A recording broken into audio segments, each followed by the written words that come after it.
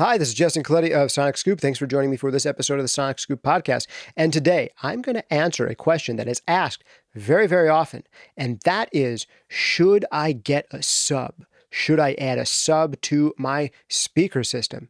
A lot of people at some point get frustrated. Often they get frustrated with the low end in their room. And they start thinking, man, if only I had a sub, maybe this would fix things. And there are good and bad reasons to get a sub. I don't use a sub currently in my studio. I didn't use a sub at Joe Lambert Mastering when I was doing all of my mastering in Joe's room, but that is just kind of my personal preference. What I am usually using, though, is a multi-driver speaker design, and subs can turn some two-way speakers into a multi-driver speaker design, so that's one possible benefit of a sub. But there really is a right and wrong reason to add a sub to your studio, and we're going to talk about that right now. I'm going to give the briefest of shout-outs to our sponsors for this week's episode. They are Sound Toys. Check out anything they make for free at soundtoys.com. Some great plugins there. Eventide. Check them out. eventideaudio.com. Great software and hardware effects. And my own full-length courses, Mixing Breakthroughs and Mastering Demystified. More about that some other time. For now, let's talk about the right and wrong reason to get a sub. Here are the right reasons to get a sub if you're thinking about getting a sub. Reason number one. You want your low end to go even deeper. That is a great reason to get a sub. If you have speakers that are really only giving you useful information to 100 hertz or 80 hertz or 70 hertz, and you want to really hear what's going on at 60 and 50 and 40 and 30 and 20, then getting a sub can be super useful in allowing you to hear lower frequencies than you'd otherwise be able to hear. So that's one thing, extending how deep your speakers go. Another potentially great reason to get a sub, particularly if we're with a set of two-way speakers, which means just a woofer and a tweeter, is you can turn a two-way speaker into a three-way speaker. And the benefits of a three-way speaker are your mid-range is going to be much better if you're not forcing this big woofer to take care of all of the mid-range and all of the low frequency. And this big woofer can focus a little bit more just on the mid-range and not all of the deepest stuff. Well, you will get bigger mid-range. Because the problem with the two-way speaker is once you start cranking them, really the only way to get enough bass response out of them is to allow that speaker to move a lot, really far back and forth. You get lots of speaker excursion. And if you have a lot of speaker excursion going on with your lowest frequency sounds, it ends up kind of compressing and smearing your mid-range. And you can get a mid-range softening effect if you just have a two-way system where, especially as you turn them up, you're compromising some of the detail and speed in your mid-range for some low-end excursion. So allowing you to get better mid-range out of a two-way speaker is another potentially good way or good reason for getting a sub.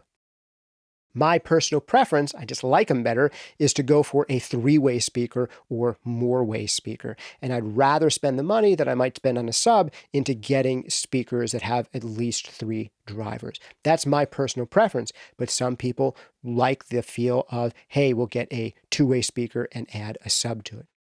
Like I said, I like three-way speaker designs, at least three ways. In Joe Lambert's place, we had a many-way speaker design, and so there are a lot of mastering rooms and mixing rooms that have multi-way speaker designs. I prefer the three ways and up because I think they have even better mid-range than using a two-way speaker with a sub. And I think getting the mid-range right is a huge part, particularly in mixing, but also in recording and mastering.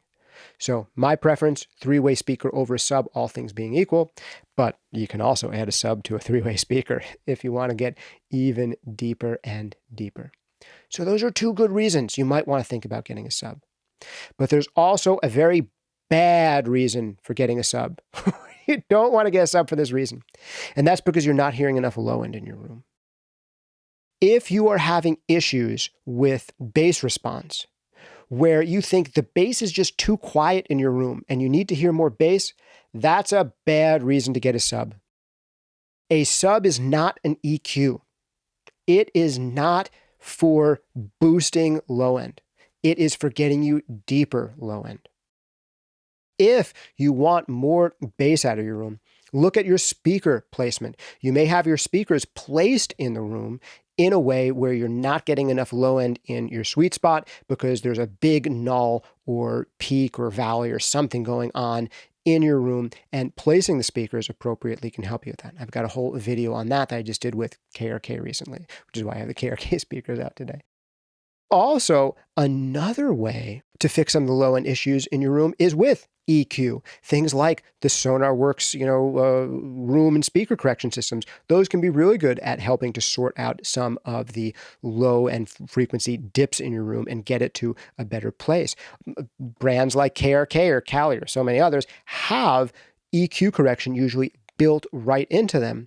And particularly with a brand like KRK, they have something almost a little bit like the SonarWorks built in, where you can use your smartphone, get a sense for the different problem areas of your speaker, and it will recommend an EQ setting that you can just punch in right on the back. There are other brands doing a similar thing. JBL does something like that. IK Multimedia does something like that. Cali Audio, for an inexpensive speaker, has a pretty neat kind of EQ setting on their back. So that's another thing to look at. Getting your room right, getting the EQ compensation if you need it right, getting your speakers placed right. Those are the places to look to solve a problem of lack of the level of low end. Adding the sub is really much more about going deeper on the low end, or getting slightly better mid-range performance out of a two-way speaker and making it feel a little bit more like a three-way speaker.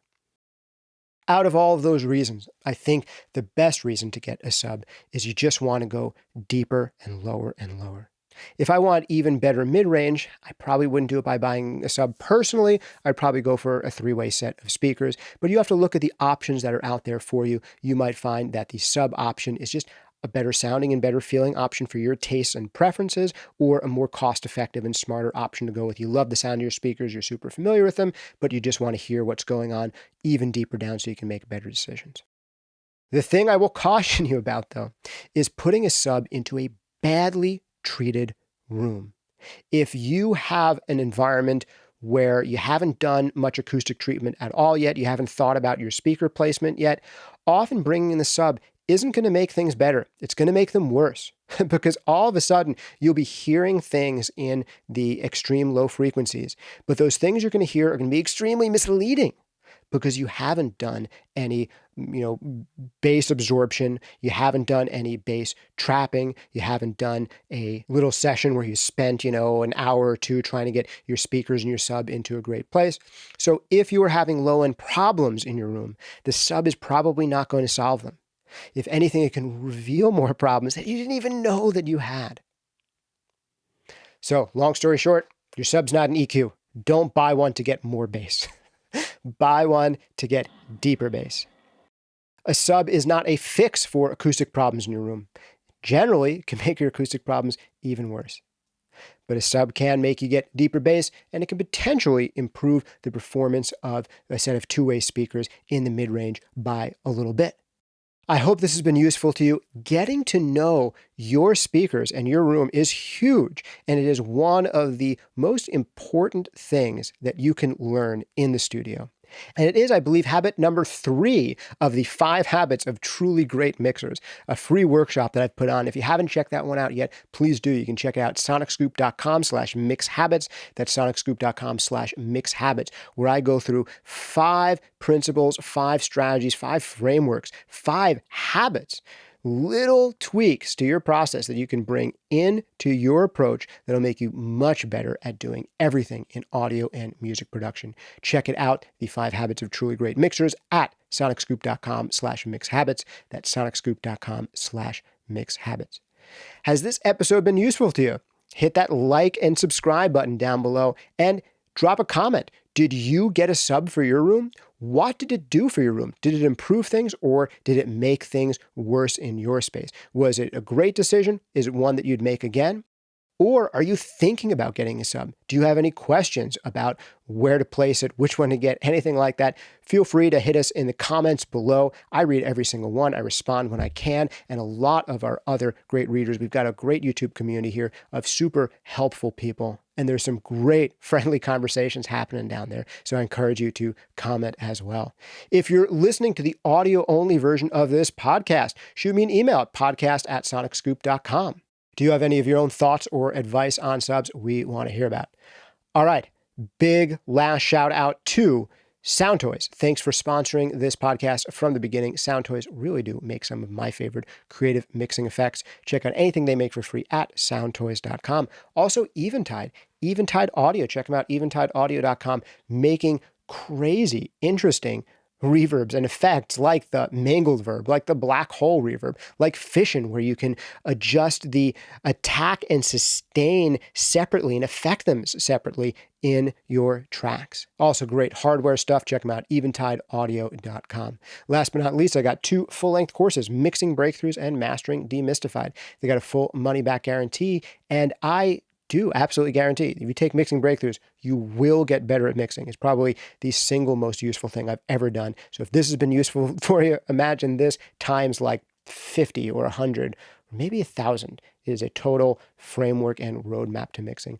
Also, if you want to get into mastering or just learn how to do it better for yourself or for your clients, or really get more out of your mixes by understanding the mastering process better, check it out, Mastering Demystified. That's masteringdemystified.com. And if you want something for free, check out the Mix Habits Workshop, sonicscoop.com/mixhabits, where you will get hipped to the 5 habits of truly great mixers. Thanks again for hanging out with me. This has been Justin Colletti of SonicScoop. See you next time.